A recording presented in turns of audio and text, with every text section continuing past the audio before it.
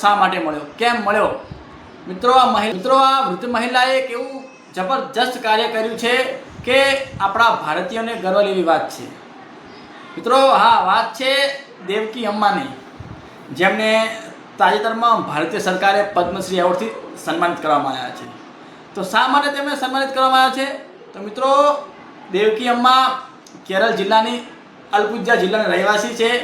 તેમને પોતાના દ્રઢ નિશ્ચયથી, નિસ્વાર્થ સેવા અને ધૈર્યથી આજે તેમના આજુબાજુના વિસ્તારની અંદર એક ઘનઘોર અને મોટું જંગલ ઊભું કર્યું છે. તેમના અથાક મહેનતને આપણે બિરદાવીએ. મિત્રો, દેવકી અમ્માની વાત માત્ર પર્યાવરણ સુરક્ષિત નથી, કારણ કે દેવકી અમ્માની નિસ્વાર્થ સેવાનું એક ઉત્તમ ઉદાહરણ છે.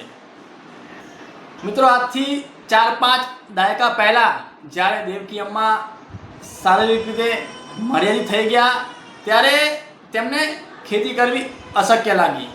ત્યારે દેવકી અમ્માએ વિચાર્યું કે હું હવે વૃક્ષ વાવીશ. જ્યારે દેવકી અમ્માએ વૃક્ષ વાવવાની શરૂઆત કરી, ત્યારે તેના આજુબાજુના તમામ લોકો હસતા હતા કે આ શું કરી રહ્યા છે, શું 1-2 વૃક્ષથી જંગલ ઊભું થશે? વૃક્ષથી કરી હતી, અને આજે તે એક વૃક્ષ મોટા ઘનઘોર જંગલમાં ફેરવાઈ ગયું છે. કારણ કે એક વૃક્ષ કરી અને દેવકી અમ્માએ એના આજુબાજુના તમામ વિસ્તારની અંદર અનેક પ્રકારની ઔષધિ, અનેક પ્રકારના ફળવાળા વૃક્ષો વાવ્યા છે કે જ્યાં આજે લોકોને પણ અચંબો કરી દે કે 4-5 દાયકા પહેલી કરેલી શરૂઆત આજે સફળતાના શિખરો પ્રાપ્ત કરી રહી છે. મિત્રો, દેવકી અમ્માએ જ્યારે શરૂઆત કરી વૃક્ષો વાવવાની, ત્યારે તેમની કોઈ મદદ નથી કરતું, સરકારની પણ સહાય વગર.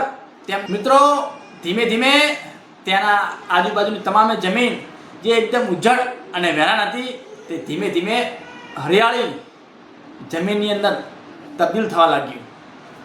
તો વર્ષોની અથાગ મહેનત, ધૈર્ય અને દ્રઢ સંકલ્પથી ત્યાં આજે જ્યાં ઉજ્જડ જમીન હતી, ત્યાં સરસ મજાનું તપોવન ઊભું થઈ ગયું છે.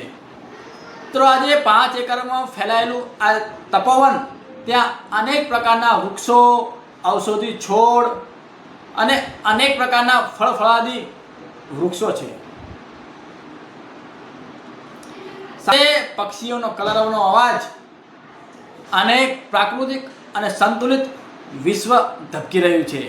આજે દેવકી અમ્માને તેના આજુબાજુના તમામ લોકો પર્યાવરણ માતા તરીકે ઓળખે છે. કારણ કે મિત્રો, દેવકી અમ્માએ માત્ર ને માત્ર એક વૃક્ષ નથી વાવ્યું, પરંતુ એક આખું જીવન ચક્ર અને જીવન જીવવાની કળા શીખવાડી છે. પૃથ્વી પર એક નવું જીવસૃષ્ટિ ઊભું કર્યું છે. આપણી ભારત સરકારે તેમને આ સરાહનીય કામગીરી બદલ દેશના જે નામાંકિત સન્માનની અંદર સમાવેશ થાય એવો પદ્મશ્રી એવોર્ડ આપીને તેમને સન્માન કર્યા છે. મિત્રો, આ સન્માન કોઈ વ્યક્તિનું નથી, પરંતુ એક વિચારધારાનું છે.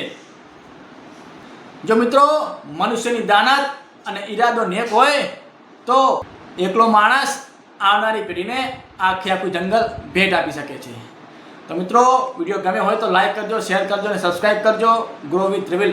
અને ખાસ મિત્રો, આપણી પર્યાવરણ માતા દેવકી અમ્માને પણ ખૂબ ખૂબ ધન્યવાદ કહેવાય કે તેમની આ સરાહનીય કામગીરી બદલ ભારત સરકારે તેમને પદ્મશ્રી એવોર્ડથી નવાજવામાં આવ્યા. તે મિત્રો, આપણે પણ આ કાર્યમાં સહભાગી બનીએ. અને હવે ચોમાસું નજીક આવી રહ્યું છે, તો આપણે પણ વધુમાં વધુ વૃક્ષો વાવીએ અને પૃથ્વી પર જે જીવનચક્ર અને જે જીવસૃષ્ટિ તેનું સંતુલન જાળવીએ. તો વધુ વૃક્ષો વાવો અને વરસાદ લાવો. જય હિન્દ, જય ભારત.